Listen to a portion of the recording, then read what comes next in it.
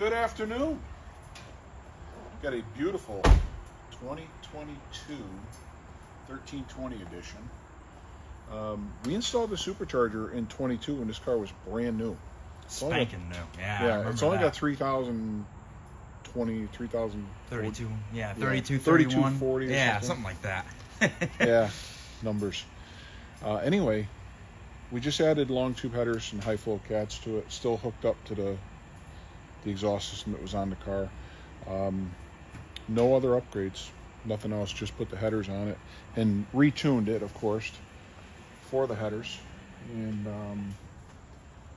I know, the IATs are creeping up because I've been doing back-to-back runs. 650.6. I mean, it's the last two runs are identical. Yeah, look at that, one on top of the other. So this made 627 rear wheel horsepower on the previous combination. So the headers were worth a solid, 23 horsepower. And they dropped the boost, which these engines like. Yes. Yeah. Yeah, we're down to 6.8 pounds of boost max. So that's a nice number. Nice and comfortable for this engine. It's not leaning on it too hard. It's pump gas friendly. So there's a lot of talk about, you can't supercharge a 6.4 liter, but we've done many of these very successfully, and they're running and running and running and running forever. Of course, when you start leaning on them a lot harder, that's different. Yeah. But we don't do that. This Whipple kit is killer. It's a 3-liter Whipple.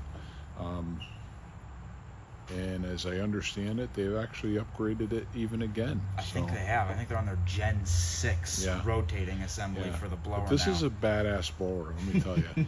Charge temperatures are excellent. I think I saw 41C at the highest point.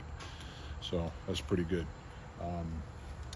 Pump gas friendly, stock engine, headers and a blower, and you got 650 rear wheel, which if you do the math, okay, on an automatic transmission, it's probably close to 20%.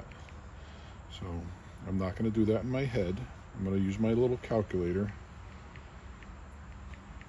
You're talking 780 horsepower at the crank. Yeah. On a stock engine. Yeah. It made, what were they rated at, 480? I think so. Not 485, maybe. Yeah. So it's 300 horsepower more than it was stock. I'd say that's a worthwhile investment. Yeah. And we're seeing, over 200, because they're about 430 at the wheel stock. So we're seeing about 220 at the rear wheel. Healthy. So that's pretty good. So I'm liking it. Oh yeah. Nice combination. Let me overlay the previous pulse. Yeah. Number 4.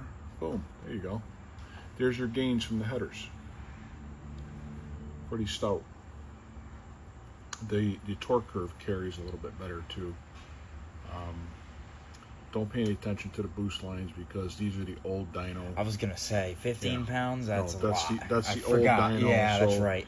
That was in inches of water or something like that. So now it's actually in manifold pressure PSI. That's probably about 8 so PSI. It read PSI on the old dyno setup, but the conversion from the sensor to the software is different now. Is different with this one. This one uses different sensors, so different brand sensors, if you will. So the math to convert the pressure to PSI is different. So that's why that's like that. But we know about it. It's a real deal. I know this car only had 6 pounds of boost before.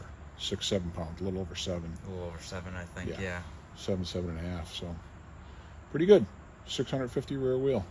Gotta love it. And that wraps that one up for today. If you have any questions or comments, or you'd like a package like this, be sure and give us a call at 203-753-7223. And have a great day. Thank you guys for watching. Stay tuned.